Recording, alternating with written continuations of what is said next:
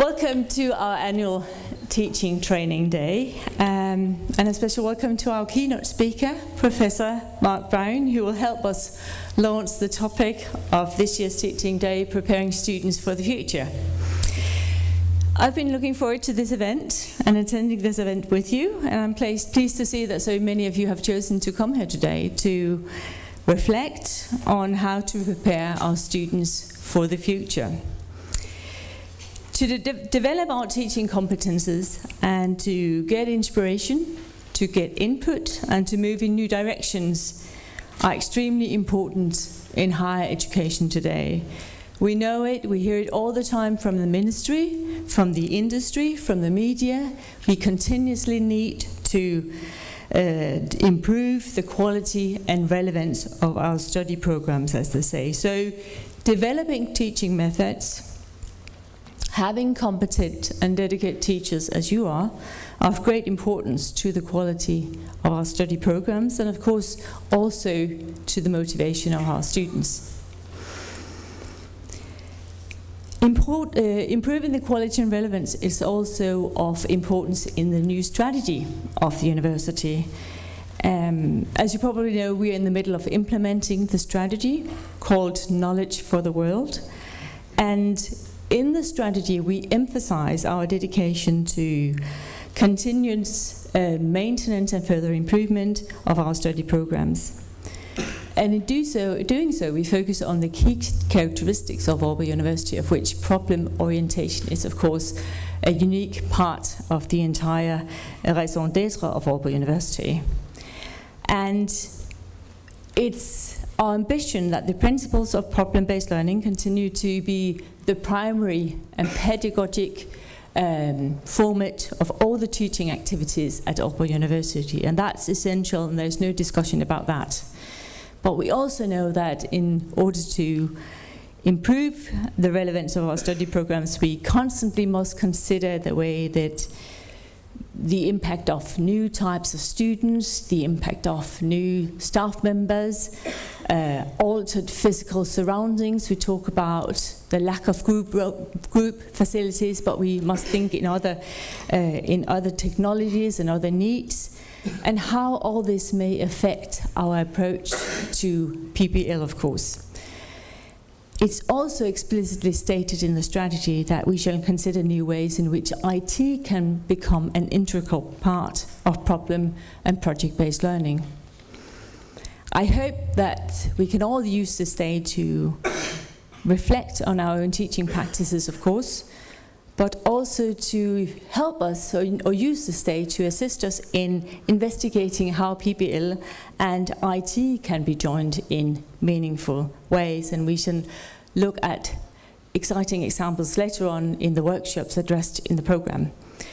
Last but not least, a big thank you to the organizers who've been doing a great job to organize and put this event together for us with guests from outside and dedicated members of staff presenting their own projects for us. But now we shall direct our attention to the theme of today's event, preparing students for the future. Thank you very much for the word, and I look forward to participating in this day as far as possible with you. Thank you very much.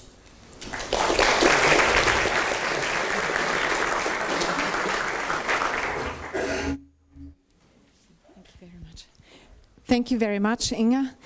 My name is Catherine Ottrell-Kess. I'm welcoming you also very warmly to today. It's a great pleasure to see so many of you, and also very rewarding to see that people are attracted to the activities.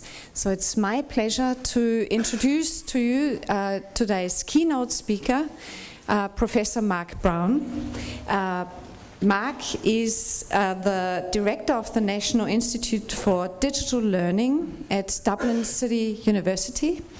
I know Mark also in his function as chairperson of the steering committee of the ECIU, which is the European Consortium of Innovative Universities, of which we are part of. And so I have listened to a number of very inspiring presentations, which also led me then to ask him if he was prepared to come and share some of his insights with us today. So I very warmly welcome you and thank you very much for being here today. Thank you very much.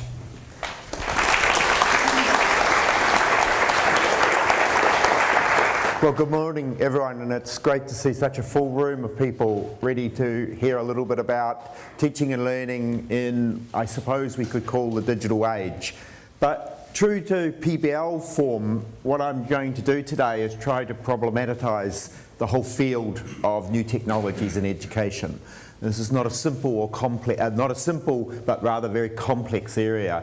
And so my subtitle, "The Future is Not What It Used to Be," borrowed from several sources actually. Some of you may know the original source. It's not Yogi Bear, who's frequently cited as being the original proposer of this, is really intended to have two layers to it, which I'm going to tease out at various occasions through the presentation.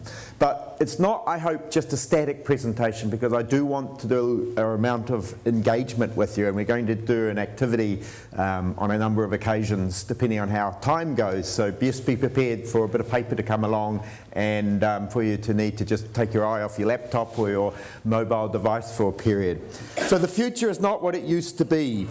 That quote really came to my mind when I saw this newspaper article that actually found its way around the world. This is just one of the many sources that picked up on it just recently. I think it was February or maybe March, possibly the dates on the slide.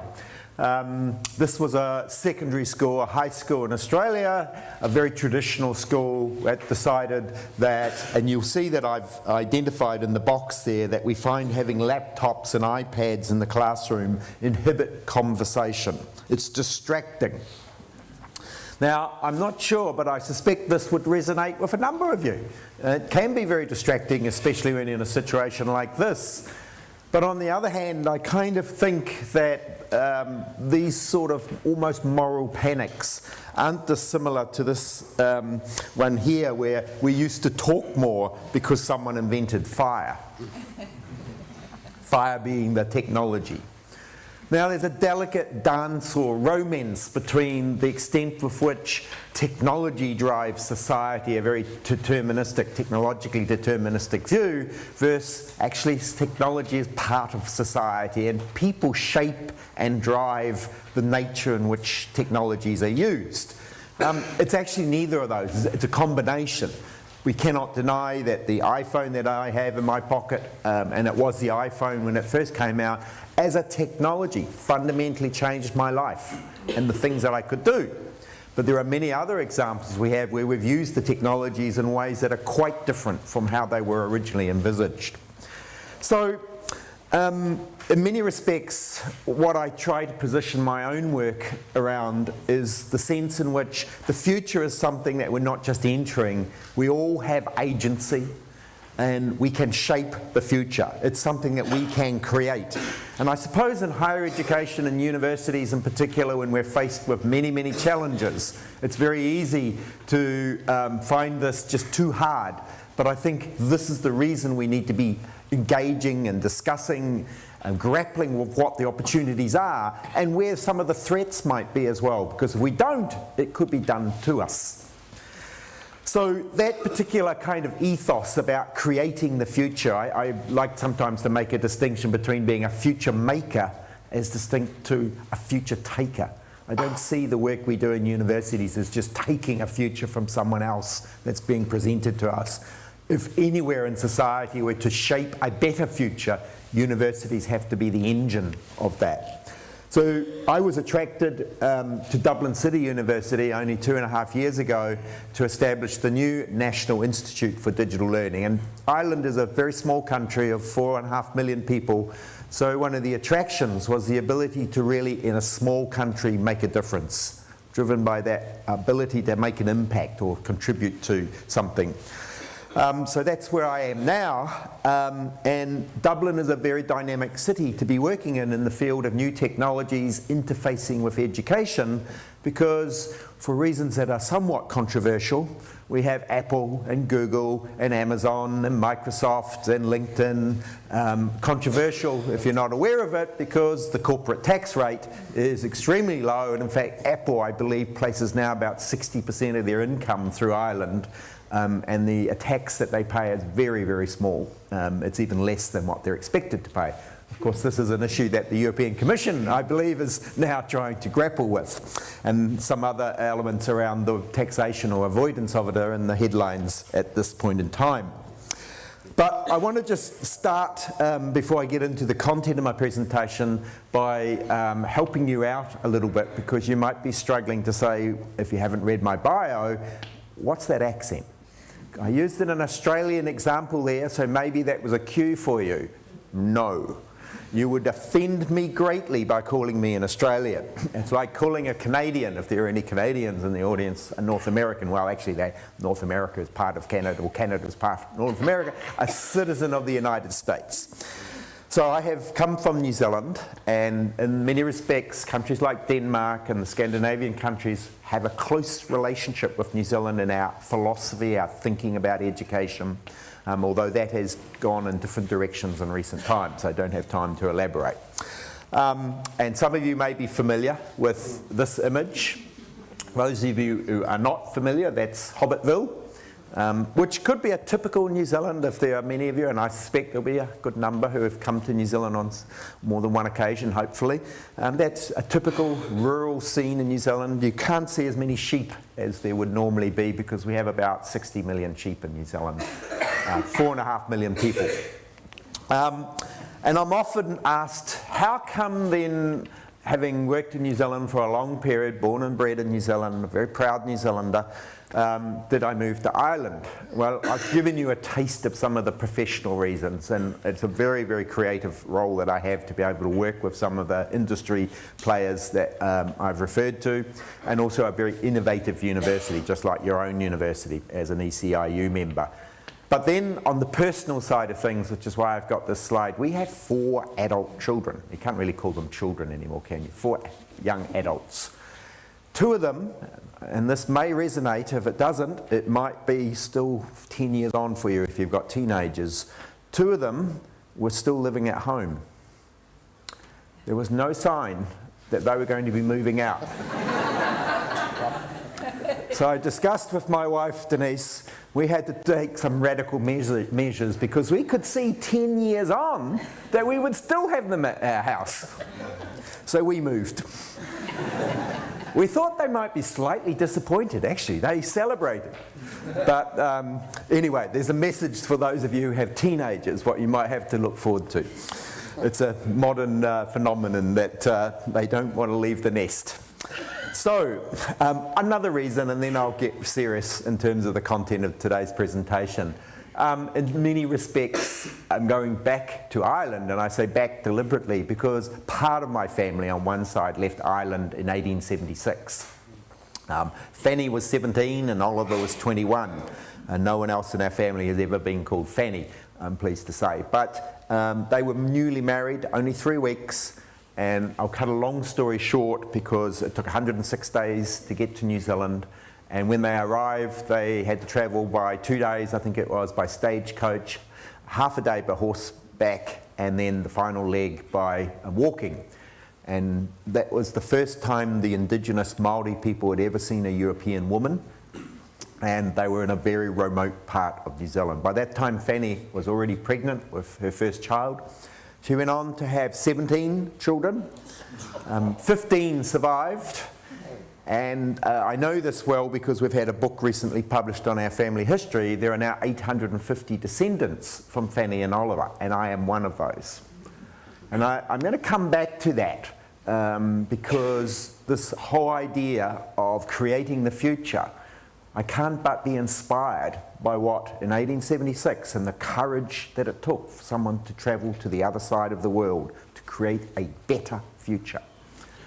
So that's a little bit of my story, just to put a little narrative, because I'm going to tell in this first part in particular the story of the role of new technologies in education.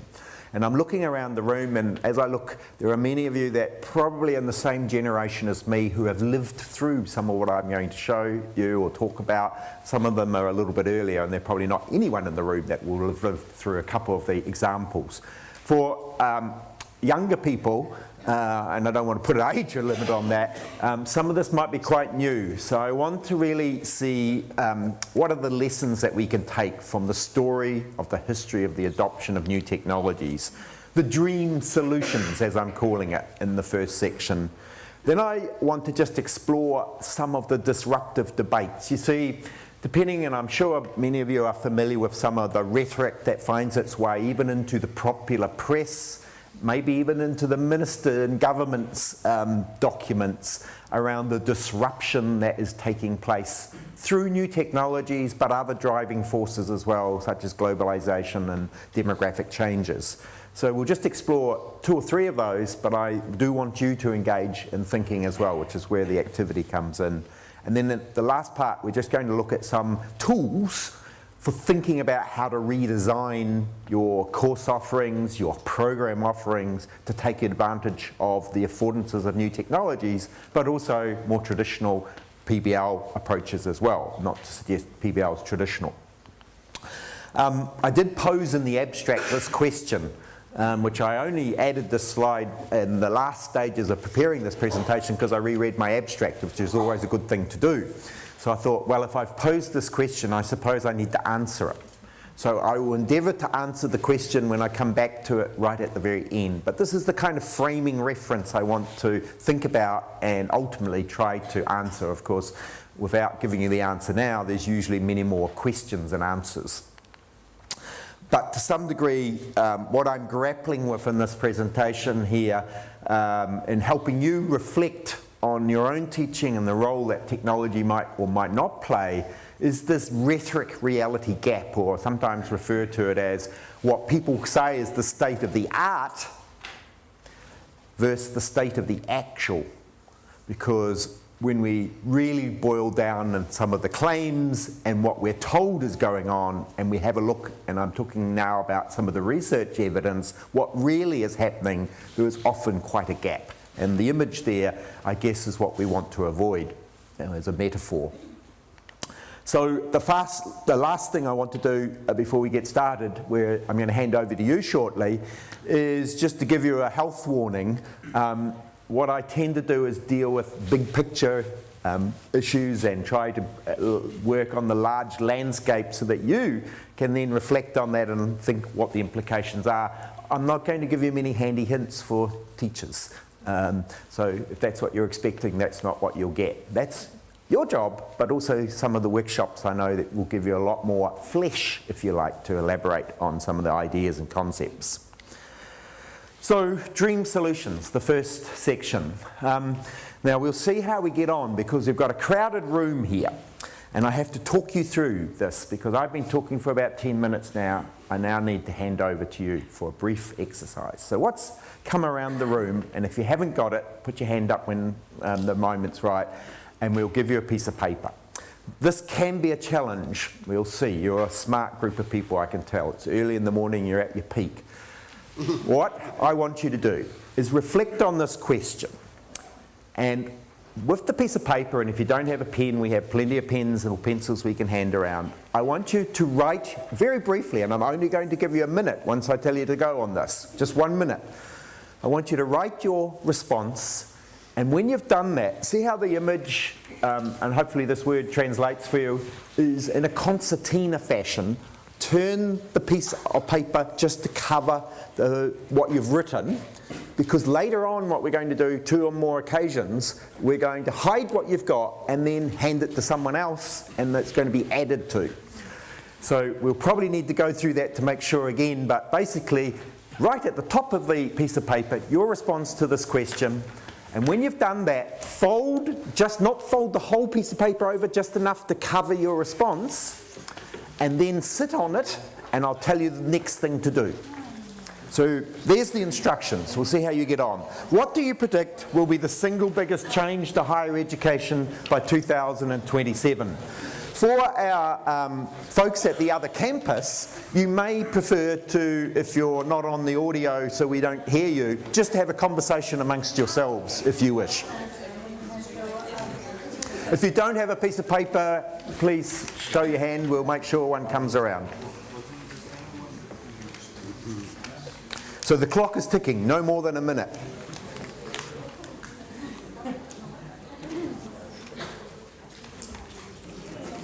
And unfortunately, saying that you will be retired doesn't count as an answer.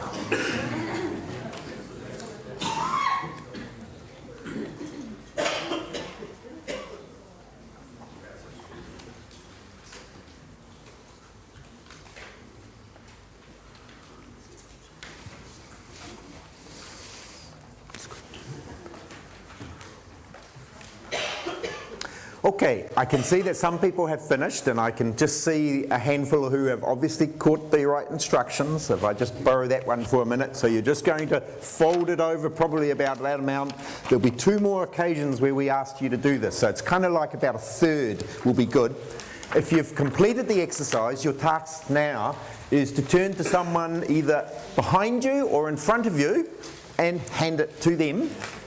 They're not allowed, there's the most important thing, you are not allowed to open it to read it. You just have to sit on it. If I catch someone reading it, you'll be expelled from the room.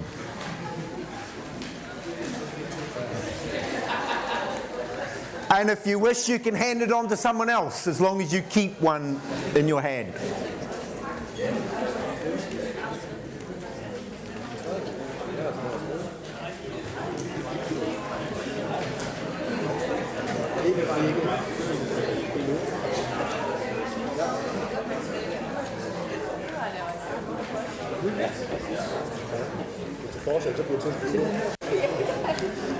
So by the end of this, you should still have a piece of paper in your hand, but not your own one, hopefully.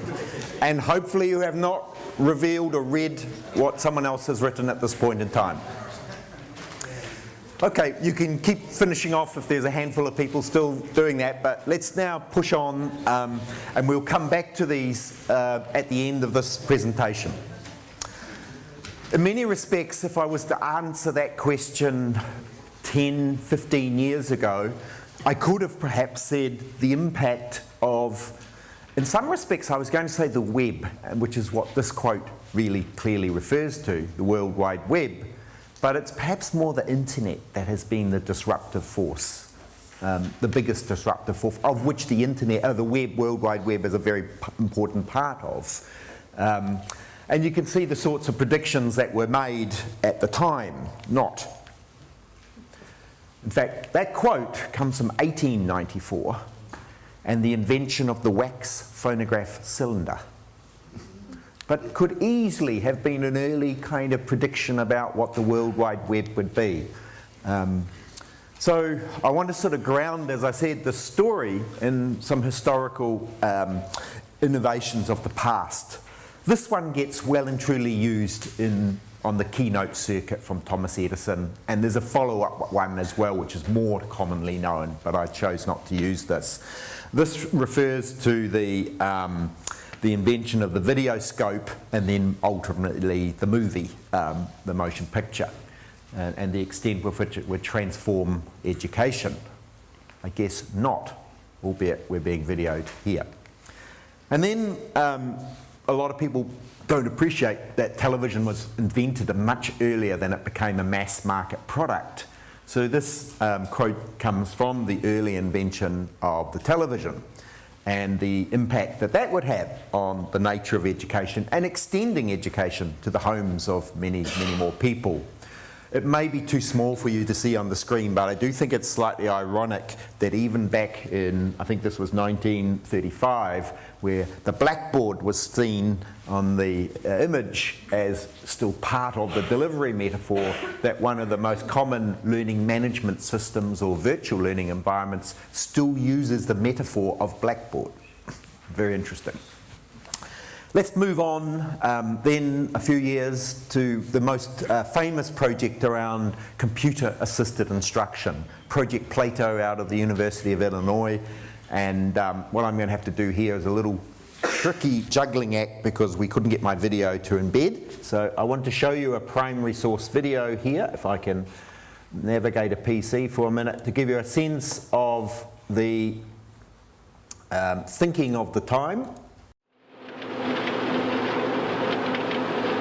First, the biggest and the most ambitious assault on this problem has come from Project Plato in the state of Illinois, where a big computer has been hooked up to over 1,000 terminals, and where literally tens of thousands of students have been and are being routinely taught by computer.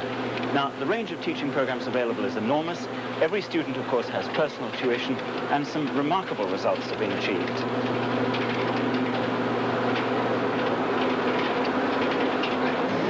This computer is the heart, or I suppose you should say the brains of the Plato system. By world standard, it's not a particularly big computer, but it knows the names of thousands of students and how well or how badly they're doing at any particular moment. It's also got in its memory over 15,000 teaching programs, ranging from rudimentary spelling right up to advanced clinical medicine. Most stunning of all, perhaps, is the fact that it goes about its business 24 hours a day without a single human being supervising it. It's totally dedicated, endlessly patient, and supremely tolerant. A teaching computer which is a staggering foretaste of the future of world education. So the claim there, the staggering, the future of higher education or education, clearly that claim was not something that was realised. We do not now fill people into rooms in the way that was originally proposed. But the thinking has not gone away. Very much so. In fact, the new platform for that kind of thinking is the World Wide Web. And there are plenty of examples of people being taught in this kind of way. So moving on a little bit to try to put a little theory around what we understand from the history of educational technology. In 1986, Larry Cuban, who's a critic of the use of new technology in education, published this very small little book called Computers and Machines, The History of Technology in the Classroom Since 1920. And he said, from all the technologies, from radio, from motion picture, television, they all went through a similar cycle. One which began with very high expectations and bold promises of what this technology would do for education, how it would disrupt education. Followed by a period of the early adopters, the wireheads, sometimes I referred them as levels of support, early implementation projects to try and test the potential, to put it into practice, to realise the promise, if you like. And then Cuban said in his study that the third phase was this period of subsided enthusiasm, waning interest, where effectively people are now starting to question the technology because it didn't live up to expectations, and importantly, in most cases, it didn't mesh with the real classroom. It just didn't fit properly. The last stage, significantly from Cuban's perspective and maybe our perspective, was one of a period of rebukes and blame. And of course, the people who got the blame were never the technologists, never the technology, but the teachers, and also the educational institutions for being stuck in the past and not willing to embrace change. So this cycle is something that's used frequently in the literature. I personally don't like it, even though I've introduced it to you, because I think it's incredibly deterministic, and I don't think things work quite as simply as that. And in the same vein, I also don't like particularly the Gartner hype cycle, which is very frequently cited related to the use of new technologies in education and in other parts of society. But it is fair to say that technology-enhanced learning, digital learning, whichever term we want to use, and of course the terms keep changing, which is interesting in itself, do go through this cycle of hype, hope, and then disappointment of some form. The challenge I have with the Gartner hype cycle, or the issue, and I've tried to just identify there in the bottom corner where MOOCs are currently sitting, the Gartner hype cycle, if you're not familiar with it, along the top you'll see that you begin with the technology trigger and the period of inflated expectations, and then the trough of disillusionment. In the case of MOOCs, if you can follow the line across, they're sort of in between the trough of disillusionment and the slope then of enlightenment, where something ultimately comes out, but nothing that matches the original promise. Again, I don't like it because this is a very deterministic sort of view. It's very linear, and it's actually quite technocentric. It's focused on the technology, and in some respects quite deficit-oriented, because implicit is the sense of it being resistance to change as to why technology is not adopted in ways that might be claimed. I much prefer a metaphor drawn from ecology, where the focus is not on resistance, but actually on resilience. And within an ecological environment, a species, if you like, gets considerable benefit from resilience. And resilience means you do take on features, you adapt. And if we think of a university as an ecosystem, which I think is a quite useful metaphor, actually, we do know that universities and higher education organisations have changed greatly over recent times, actually over a long period. But the adaptations that they've taken on have helped us to become more resilient. And they can be very positive changes. That's not resistance. I won't take any longer going down that line, but I think we need to shift our metaphors to a much more complex way of thinking, and an ecological metaphor where the interplay between a whole range of elements where if you change one thing, many other things change. That's how I see technology playing. It's not a simple implementation process around a technology. Equally though, just as in an ecology, if a species fails to adapt to the new conditions, it can become extinct. And in that sense, some of the claims that are made about the future of higher education may have some substance. I want to test, nonetheless, come back to the Gartner hype cycle in the context of, and I'm not sure, I was going to give you the chance to tell me what you were writing down as you're thinking the biggest impact. I don't know, did anyone say MOOCs? Did that word come up in your thinking? Interesting. One or two. This is a very famous, now infamous quote, because the person responsible just recently resigned in the last couple of weeks in his role, but making the claim associated with the growth of MOOCs, the early period in which massive open online courses, because I shouldn't make assumptions, you all know what I'm referring to, we're going to somehow transform higher education such that there would only be 10 institutions left. Of course, this would be one of them, obviously. Well, let's test the MOOC innovation, which arguably is the single biggest innovation in the last 100 years to have found its educational innovation, to have found its way into the popular press. And I say that with some confidence because I've been involved in research on the way that media have been telling the MOOC story. Where do you see the media picking up on problem-based learning? And even in the early period when problem-based learning was being proposed, you didn't see headlines in media. You didn't see the New York Times giving it as the innovation of the year. So the Gartner hype cycle, I'm testing here a little tongue-in-cheek. I'm using Google Trends. If you're not familiar with Google Trends, you can type in anything and you get a trend of that. Try your own name. It might be interesting. My name's still tracking up, so I'm okay because I've got a very common name. So on the basis of a Google Trends analysis here, for just the United States, where of course MOOCs really are the hothouse, there's some evidence, if we see this as a valid measure, of the Gartner hype cycle, and that MOOCs are indeed on the way out, or down. And this figure here comes from an annual report published. Sure, question? I was just wondering, what is this MOOC thing? Okay, I did a quick qualifier because I wondered all of a sudden, would everyone know? So what I'm meaning by, thank you for asking, massive open online courses, and partly it's because I just operate in that bubble. Free online courses offered by platforms known as Coursera, edX, FutureLearn, and you'll see shortly, I'll give you some figures on how many people are doing these free online courses. They have come out of the Ivy League elite universities, primarily in the United States, but we now also have FutureLearn, which is the UK-based platform. And so this is one of the drivers around the growth of online learning, although that's a bit simplistic. So a search on any of those terms I've given you will give you more information, or just a Google search on MOOC, Massive Open Online Course.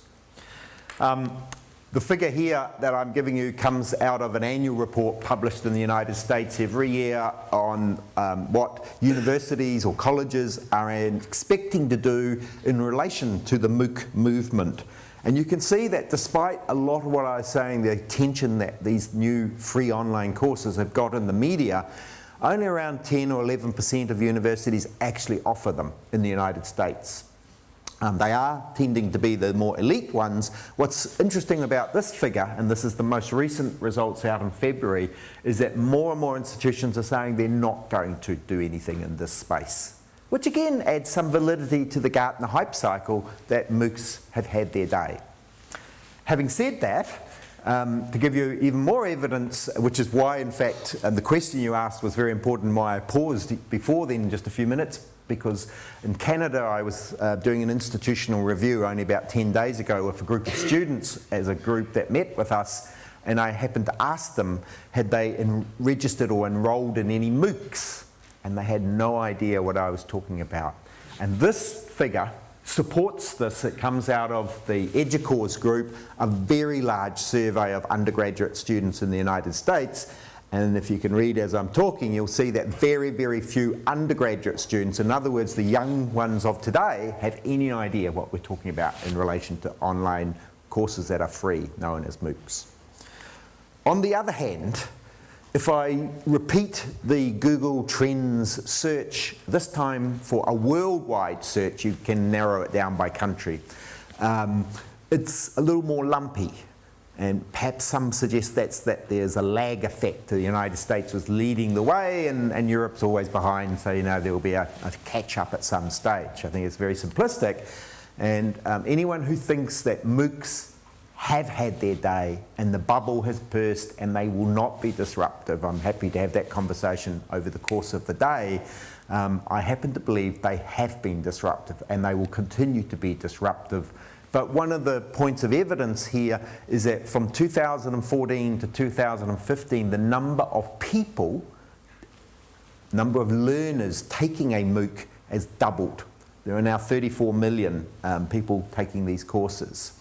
And we expect that number will probably double again for the next 12 months. Now we know there are problems in the number of people who complete the courses and so on and so forth, and who does the courses, but what this tells us is there's some demand here, there's something happening we shouldn't ignore. Wrapping up this first section, just conscious of time, just two quick final comments, and this is in the context of MOOCs in particular, and I'm just really picking on that as one of the most recent innovations, is that we do tend to oversell the potential of a technology in the short term, but underestimate its impact in the longer term, its wider societal impact. And one example I'll give you is that when, this is called unbundling, and I don't know if anyone has listed this as one of what they see as the major developments that will change higher education, unbundling. This is a huge body of literature around this. Some of you may even work in this space in the business. When iTunes unbundled the CD-ROM, where you had to buy your music, and you had to buy music on a CD, some of which you didn't want, but you bought because you just wanted a couple of tracks. When iTunes came out and you could pick the bits you wanted, that's unbundling, that is what's being used as the parallel to what will happen to higher education, where people will be able to pick the bits they want as consumers. And I use those words quite deliberately. We'll come back to that in a minute. Final comment is, I think the MOOC movement, which is part of actually something else that is much bigger, MOOCs are only a subset of what I would also have perhaps answered in response to that question, the openness movement. And the openness movement not just is about teaching and learning, it also cuts into research. The requirement now for us to put our artifacts, our products of research into Creative Commons licenses. Many of us now choose to publish in open access journals. This is a very large movement. Driven with some interesting forces, competing forces. On the one hand, the principles of democracy and openness. On the other hand, the forces are around creating a free market, a market economy without restrictions. Enough said. So this quote here, often used, it's still got, what, 11 years to run? I kind of don't think the university's going to be gone in 11 years. That would be my hunch. But then think about it. 10 years ago, I wouldn't have imagined some of the things that we are able to do now. And some of you may be aware of the wearable sort of technologies in the classroom, let alone the ones we're using for our own health. Just think 10 more years on. So, I'm not going to stop at questions at this stage. I'm going to keep on going because I've got another activity in the next phase here. So I've been doing enough talk. The disruptive debates. And this is a relatively short section. So what I want you to do, you know the routine now. I want you to complete your answer to this question. You get a minute. And once you've written it on the piece of paper, fold it over again so it can't be seen, and then pass it on to someone else. Make sure that you're not giving back the one you've got to the person that gave it to you. So about a minute. The question is, what innovation will have the greatest impact on teaching and learning by 2027? It's okay to say Mooc, but maybe there are other things. And equally, if you can talk amongst yourselves, is probably the easier way to do this, I think.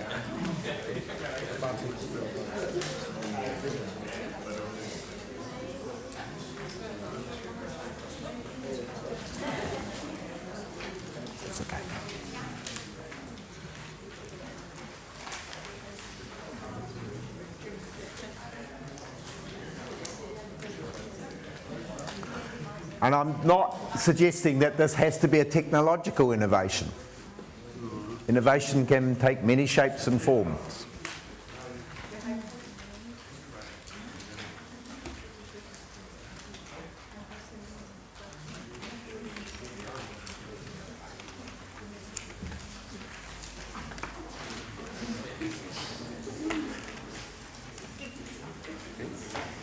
So if you've finished, pass it around. It can move several times. It would be nice to see if we can get one from the bottom right to the top by the end of this. There's just one more occasion, and of course remember, you know you're not allowed to read it at this stage.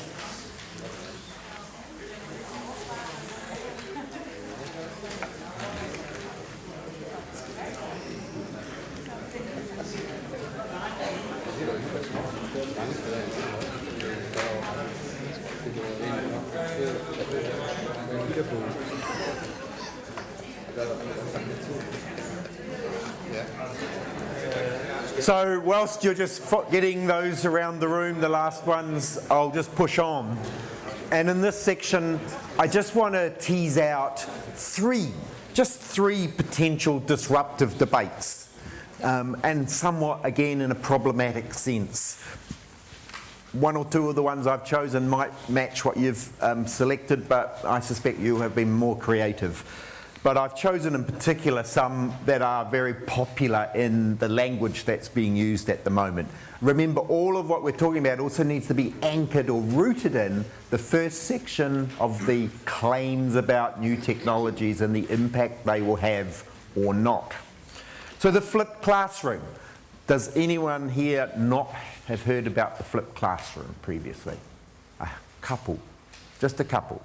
I won't explain it in detail because actually I don't think there is a very clear definition, which is an interesting thing in itself. But what I found interesting in asking that question just shows you how quickly that concept, the flipped classroom, has found its way around at the academic community. I would say at least 80% of you have heard of it. So the lecture. Pretty much what I'm doing right now, you know. And again, always a bit mindful when I use this slide because it gets recycled in a lot of keynotes. If you look really closely, you'll see that there'll be someone asleep. There's someone talking to someone else. If they had a laptop, they would be answering their email as well. But the lecture has a long history. And I'm very conscious it's pretty much what I'm doing right now in a lecture hall or lecture theatre. And I can't see anyone, but then they might be hiding right up the back that's asleep because that was me when I was a student. I didn't really enjoy lectures and never took notes, but that's a separate story. I won't elaborate, I don't have time. The lecture has come in for, in the last few years, a lot of a bad rap.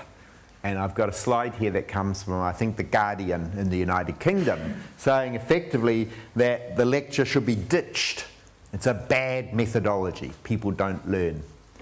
And then another one here, which actually I'll jump to the reference, and these slides will all be available as well if you want to take down any of the URLs to follow them up.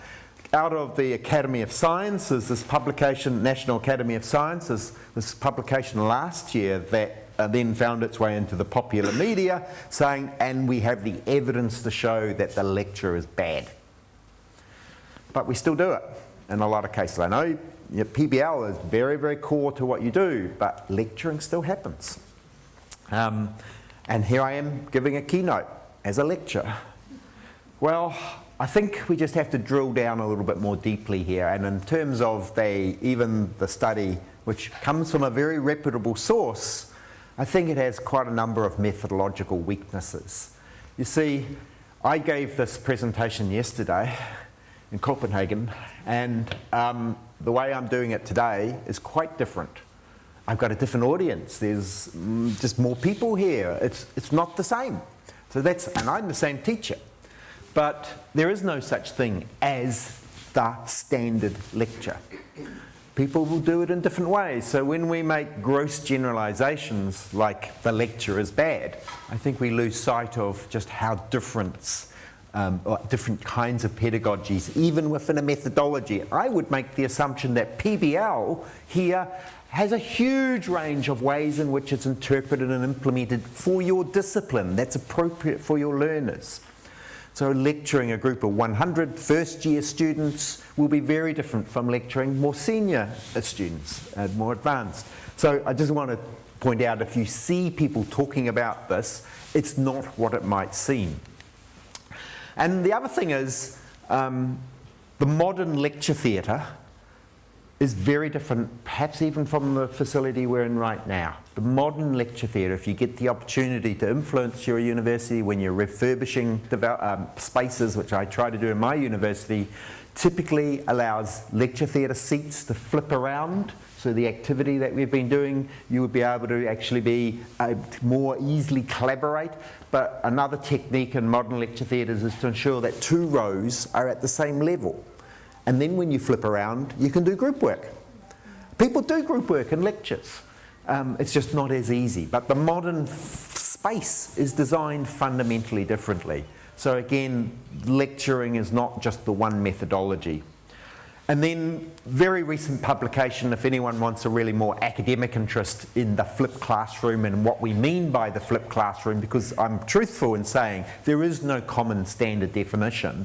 And please don't take me wrong, I think there's a lot to be said in the idea of flipping the classroom, and those who aren't familiar, it's about presenting the content maybe online and using the lecture for discussion, getting the students to do things rather than passively transmitting information. They can take that information their own way and then using the time more valuably. But there are lots of variations. This piece of work, just published only a matter of weeks ago, shows that the concept of the flipped classroom has its roots many, many years ago, almost a century ago. It's not a new methodology. So will the flipped classroom, tongue-in-cheek, have replaced the lecture by 2027? I kind of don't think so. But the technologies we have might give us a whole range of new possibilities, and some of you might tell me later the exercise I'm doing with paper at the moment we could easily have done with mobile devices and using a cloud-based solution. The second one, learning will be mobile and accessible anywhere, anytime from your pocket. Universities are very often challenged because we're slow to adopt new technologies, that the digital natives using this technology, and this is again one of those kind of popular things. In 1986 we used to dance at concerts, but 2016 now they click, tweet, video, share, so on and so forth. These are in theory the digital natives. And if you want to subscribe to this view, most of us in this room would be the digital immigrants. Now, as a quick aside, before I come back to the mobile focus, the literature about the distinction between digital natives and digital immigrants show that this is just not empirically true. It's just not accurate. The distinction is not generational at all. In fact, some of the most high-tech people can be very senior in age. So this is a very dangerous dichotomy, and most dichotomies are not helpful. But it still gets used, including my own university president sometimes uses it to capture the sense that we want to be a modern 21st century focused university. So the idea that the mobile is going to transform the learning experience, we've all got them. Some of you are probably answering emails and doing other things now. It has certainly transformed our life, if not our learning. On the other hand, like DCU, where I'm from, and my previous university in New Zealand, we use Moodle as our virtual learning environment or learning management system. And wherever I go, I frequently hear people say they hate the learning management system. It doesn't matter whether it's Moodle or Blackboard or Canvas, there are a whole range of them. It's a very strong metaphor for what's wrong with IT in the institution. And when I hear this going to lots of different institutions, I know it's not the actual platform itself. It's something different that's going on. And the argument is that we're trying to put our students into this clunky system when they're elsewhere. They're on these devices, and I happen to pick up, there may even be some of the colleagues, co-authors in the room, the Networked Learning Conference this week in the United Kingdom. It's a very, very theoretical and really good cutting-edge conference. There was a paper presented from some academics from the university talking about how your students are on Facebook. I can point that reference out. And that's the reality. But of course, they're also in a whole lot of other places too. So the VLE is dead was the argument in 2007 by Martin Weller. Well, I actually don't think the VLE is dead. It's just we've got to be careful that we really understand what it's about. And in some respects, this survey, again coming from the United States, but it's a very large sample that they do annually, so it's got, if not validity, reliability in the sense that it's repeated. What it shows is that academics, the teachers, or they would say instructors, not a term I would normally use, have much higher expectations of what they think we should be doing with technology than the learners. They kind of understand that this is a traditional environment and certain rules apply. But moving on to my comment about the Moodle in particular, let's use, since that's the language you're using here and the platform, it's more like the bus. I'm going to extend the quote here. If you think we were designing this city, would you ever design a city, a modern urban city, without public transportation? Whether it be a tram or a bus or a metro? You know, it's not a Ferrari. It's not going to look good when you're in there and wanting to look really, you know, cool. But it gets you from A to B. It's generally reliable.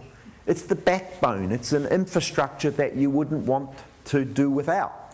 And so that's, for me, where Moodle, the virtual learning environment, sits, because students can submit assignments and do other functions, and you can do some reasonably creative things, but if that's all you're trying to do in the bus, it's going to be a bus experience.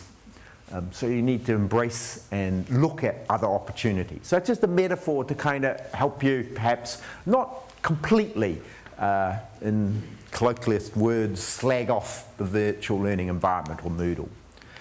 And then in terms of some academic literature to finish off this section, I also just want to alert you to the fact, a very nice study out of Australia, looking at what learners actually do in universities.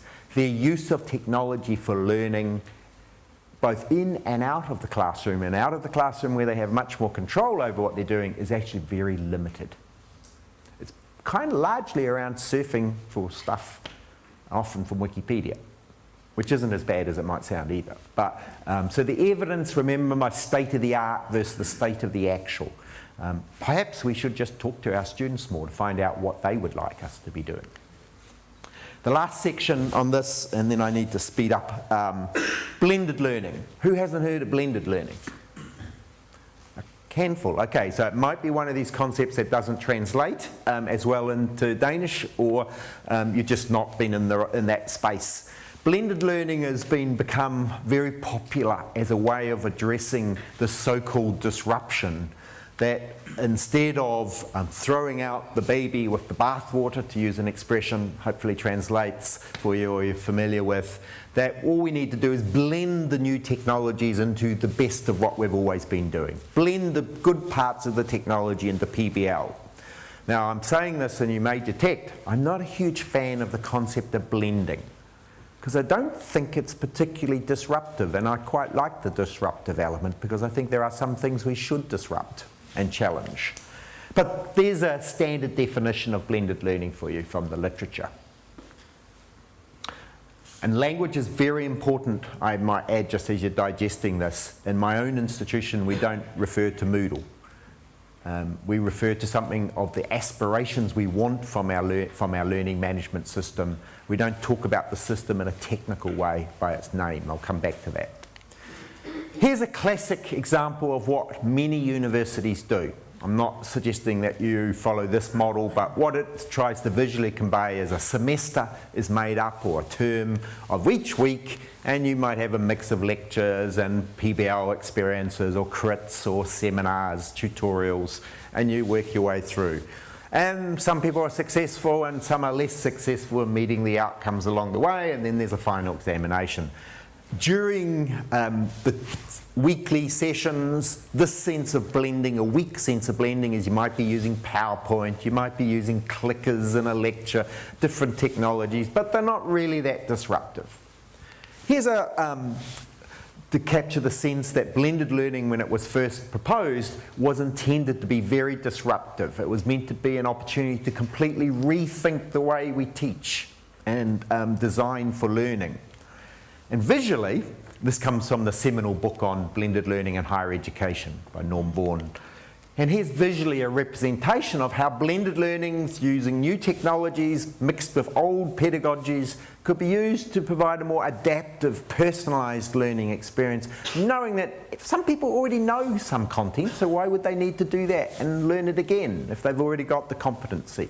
So there's more of a kind of pick-a-path approach depending upon what you know, and the technology is providing much greater flexibility for learning, and in some occasions even cancelling the lecture because you can get that material online from a video and other forms.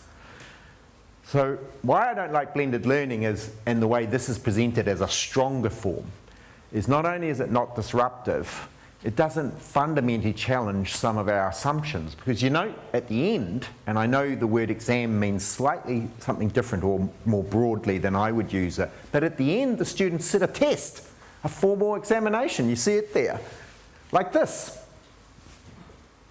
And at DCU, they do this, they're doing it right now, and the examination is normally 3 hours long. Yes, it might not be the whole amount of the assessment, but there's still a large amount of assessment. And you know what? They're not allowed to bring any technology in. Even their watches are banned now. Interesting response to technology here. I personally couldn't write for 3 hours. So for me, that's a very good test of how far we've really come in being disruptive. We're trying to fit the technology into a very traditional way of doing things. If we were to embrace what we could do with technology here, and I actually don't mind having examinations in the way I've portrayed them in that sense, where there are times you have to show what you know in life. But why would we have to put everyone in the same room? They could do that from their home if we use the technology creatively. So, I think sadly, clearly not at this university, but sadly if I was to look on to 2027 and make a prediction, knowing how dangerous predictions are, my hunch is that blended learning, in some respects that, again, famous image, has an element of blended learning with new technologies showing pumping information, or as I put, pump, pump, dump. I think that metaphor could still exist in most of our higher education institutions. And if you want to read more in a very contemporary report on the whole concept of blended learning, and those of you who are new to it, I'd encourage you to take a look at this report. It just came out in February. challenging us to go beyond traditional views of what blended learning might mean. So those were just 3 examples that I just wanted to sort of unpack for you, and in a problematic sense. And please do not take me wrong here. Technology has enormous potential to transform the teaching and learning experience when used well. But I think the path of least resistance is to use it in ways that graft onto the ways we've always done things without challenging what we've done in the past. Final section, and I'll be as quick as I can. We want to start off with that. This is the final activity for you. This is a little different from the other ones, and I just need to scaffold it a little bit. You see, one of the things that we know about, I'll use blended learning, is what your fundamental understanding of teaching and learning, the kind of philosophy you bring, that's going to have the greatest impact on then your choices and how you use new technologies. So I just want you to take a minute to reflect if there was one metaphor, or just 2 or 3 words that captured you, to give you a bit of scaffolding. Sometimes people talk about seeing themselves as a coach, like a sports coach, as a metaphor. So think about it. Is there something that comes to mind when you try to describe your own philosophy? And I'll come back to that. 1 minute.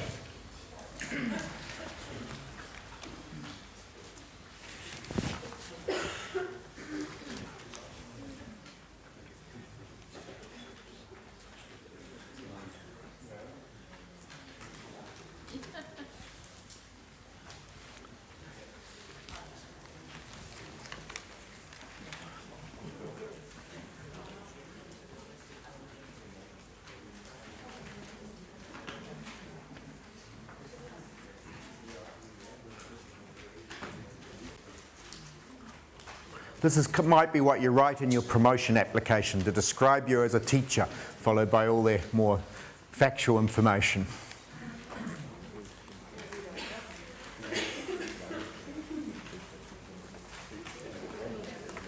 So again, make sure that you're left with one at the end, because otherwise you might get shown up when we pull them all together.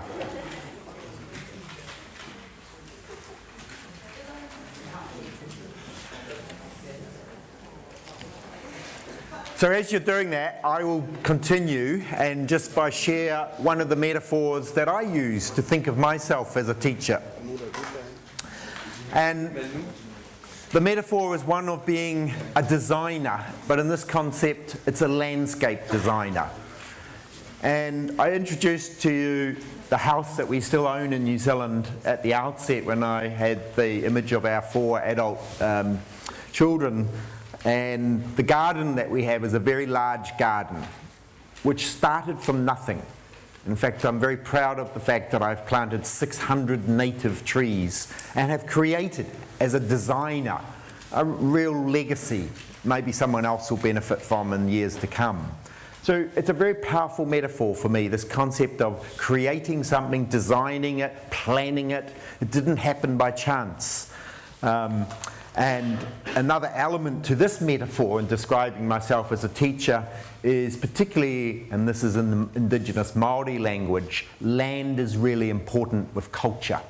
And long after I go, the land will be left.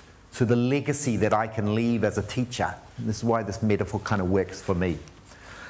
So I'll be interested to see what your metaphors are towards the end. The one key thing that I guess when I'm sort of unpacking this last section is even in the last 5 years, what it means to design a course.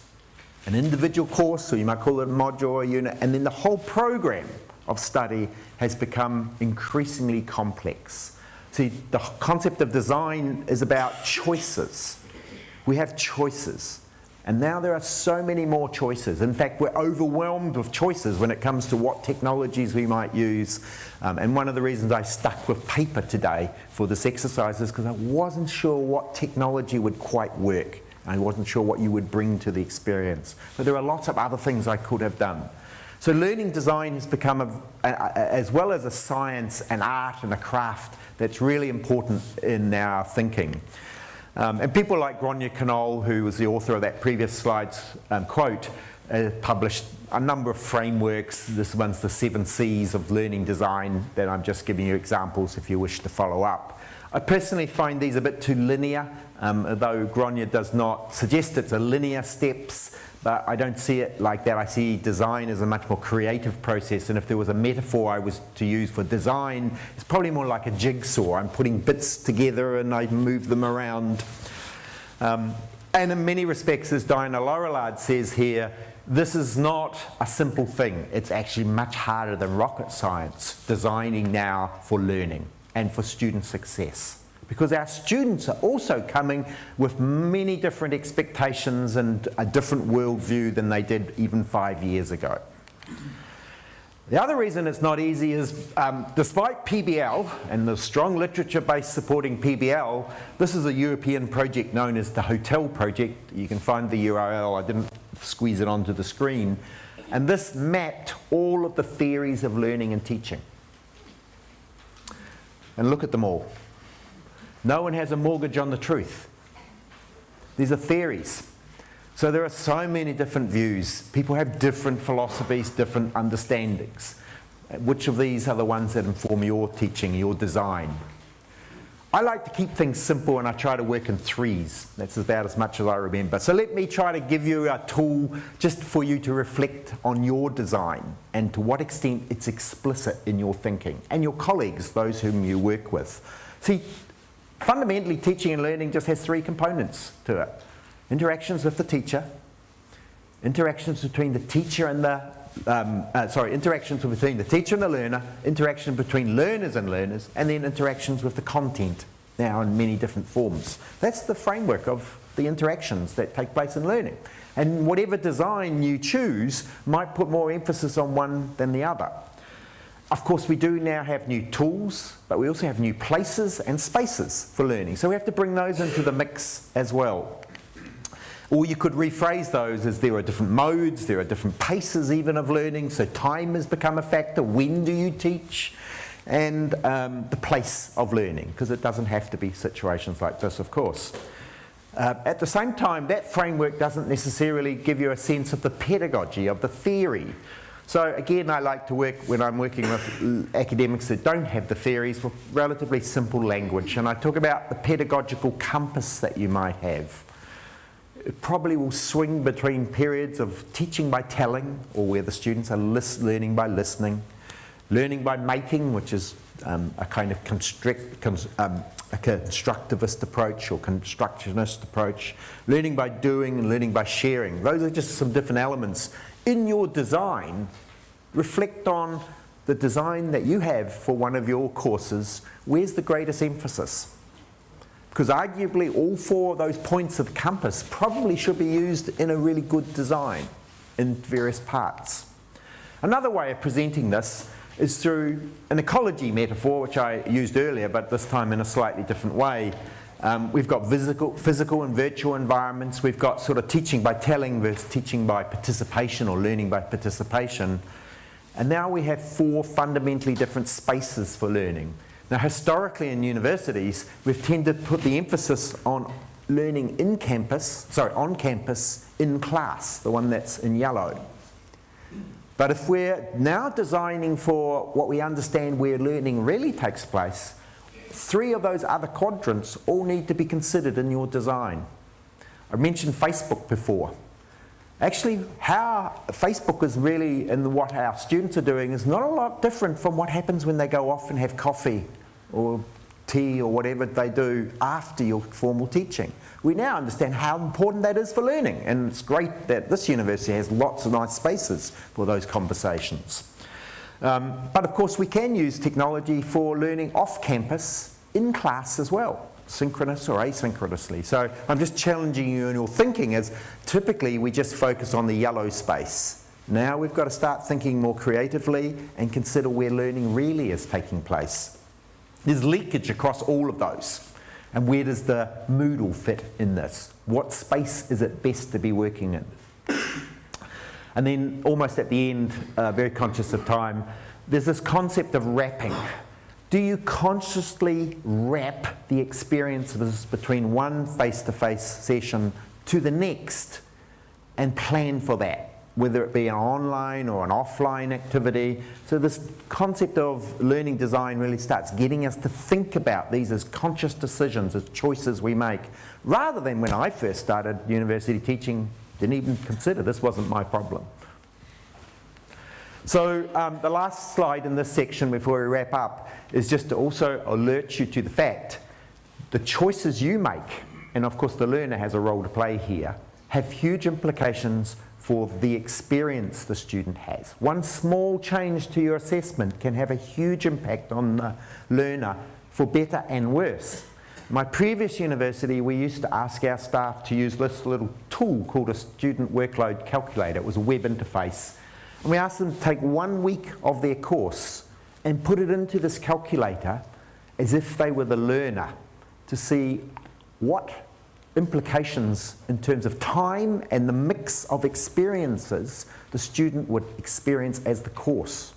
Because you see, if you chose to add a YouTube video to your course because you found something really good as an open educational resource, you don't have to make it, it's excellent, and you don't take anything away from your design, you've actually just added to the student's workload. And if you don't follow the principle of substitution, then you could end up, despite your best intentions in digitizing the experience in a really rich way, leading to less levels of student success or creating problems around student success just simply because of the overwhelming workload. So that's a cautionary note. Actually, when it comes to, this is the final slide, sorry, I forgot about this one. When it comes to metaphors of teaching, actually this is probably the one that resonates more than the garden design. I just wanted to show off my garden. As a storyteller. And a storyteller not in telling a story in a monologue like this, but sitting around a campfire where old wise-timers told stories to those who are young and just thriving for knowledge and learning, hearing the stories around the campfire. But also in the design of my courses, I also want caves where the students can go on their own in quiet periods of reflection to do their own learning. So the campfire for sharing and telling the stories and respecting the stories of others, not just my story.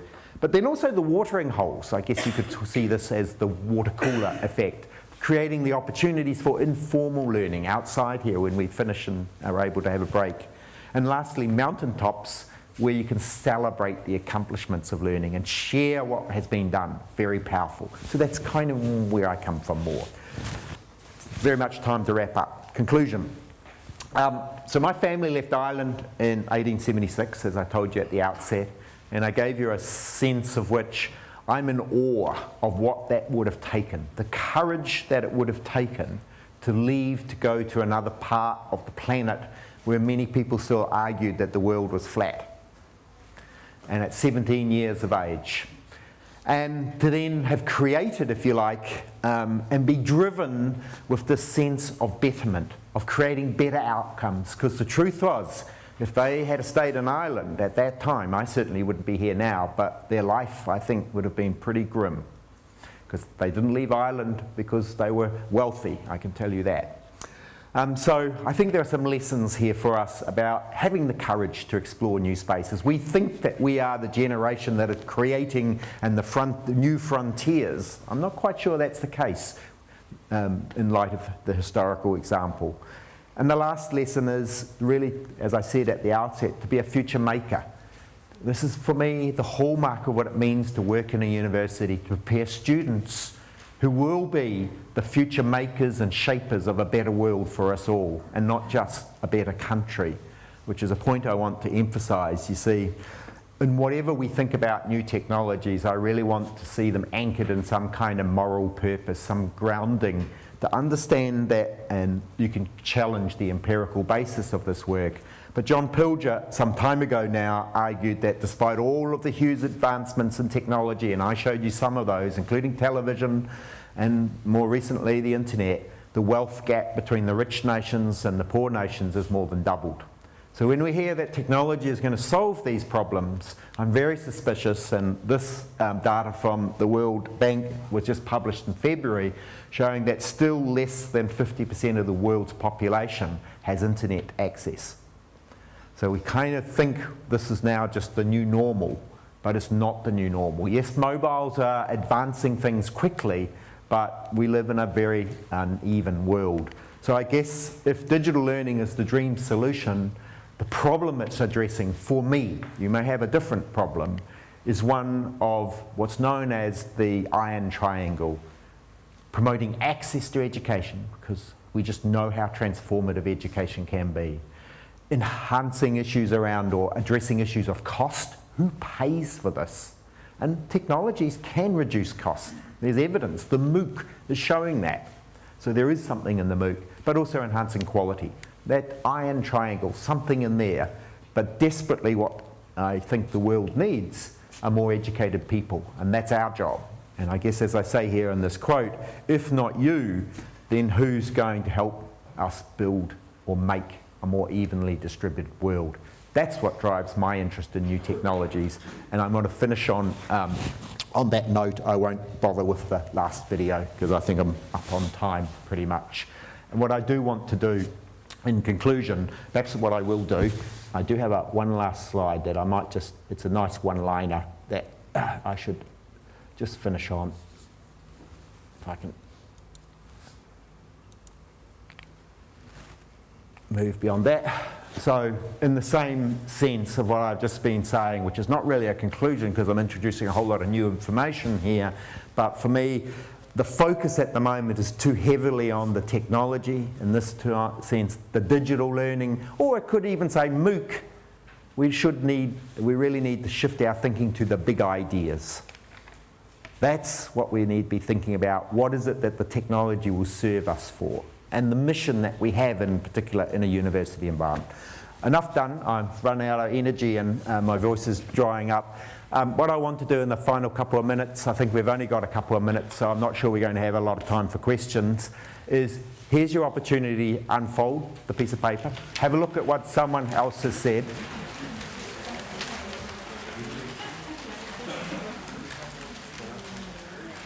And what I propose we do, rather than take questions, is give you the opportunity. I may have to report this back for the benefit of those on the other campus. We'll just hear from a few of you, any interesting ones that come through. Anyone got something interesting? Do you need me to remind you of the questions? I can do so if necessary, but anyone got something interesting about that first question? What was going to change higher education that they think is worth sharing? Don't be shy. Remember, it's not yours, so you've got nothing to lose by sharing it. Unless it's found its way back to you. Thanks, Catherine, with the mic. Yeah. Okay. We need a volunteer. Read all three of them out, otherwise I'll pick someone.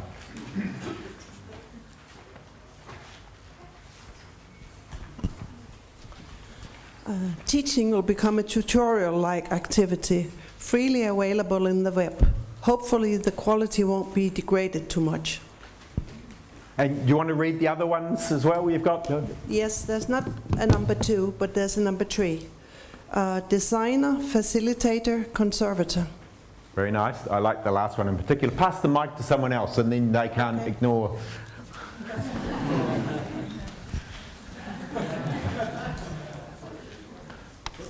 They're not yours, so... But I can say what I have on this one. It says just multimedia or IT. And in your own case, what did you write for the last one? What was your metaphor? Nothing. Nothing, okay. Anything else? One last one maybe? What we might do is collect these in and then we can feed them back to you. It's quite an interesting exercise. Again, if I had used technology, I could have brought them up on the screen and I would have maybe had more engagement. You know, there are the odd lurker here, which is what you get, but I don't want to identify people. I have an interesting actually piece of writing. I don't know whether this is relevant. Here it is written, I do not have any teaching philosophy, an awful scholastic concept. So. Okay. Final point, maybe I won't bore you by reading out more, but we will collect them, so perhaps if we have somewhere at the front when you're coming out.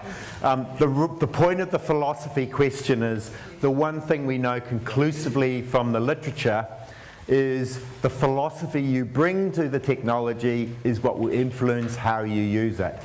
This is a very unique university because institutionally you have a commitment to a particular approach, I guess a philosophy, which can be interpreted in different ways. Not many universities have that. My university does not have that. So I think you're very well placed to be much more cohesive and strategic about the kind of choices you make in terms of technologies for the right ethos that you're trying to promote and the kind of student experience. Hopefully there was something from all of that. I was just going to suggest that we might ask Esbjerg Sure. to Yes. reflect on their Thank you. views or- It's always the challenge when you have another group, you kind of don't look at them and treat them as second class. It's certainly not the intent. Do you have anything to share back? No, it's okay. We follow you. Well, at least we thought of you with some prompting. So thank you. I hope there was something amongst that potpourri of things that got you thinking and took you from your mind space. And I think now is time. Do you have any announcements or do you want to? Right. Thank you.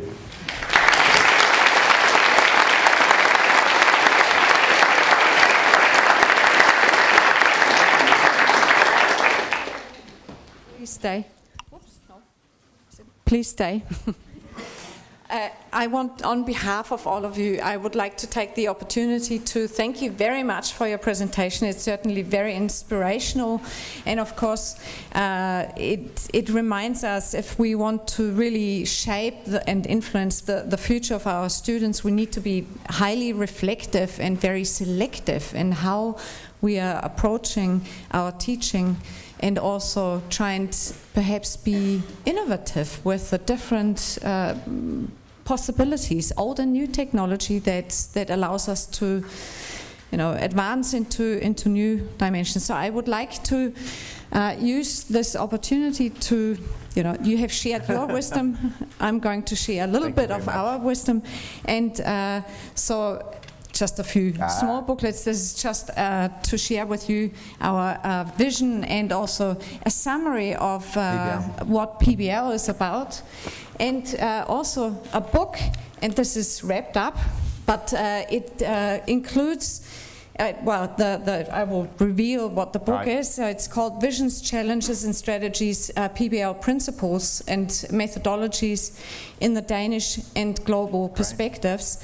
And it's edited by very dear colleagues here, Lone Kroh and Annie Arup Jensen. And it also shows how significant and important pedagogical thinking and teaching approaches are to this university. Thank you very much. Thank you again. It's been an honor. And thank you.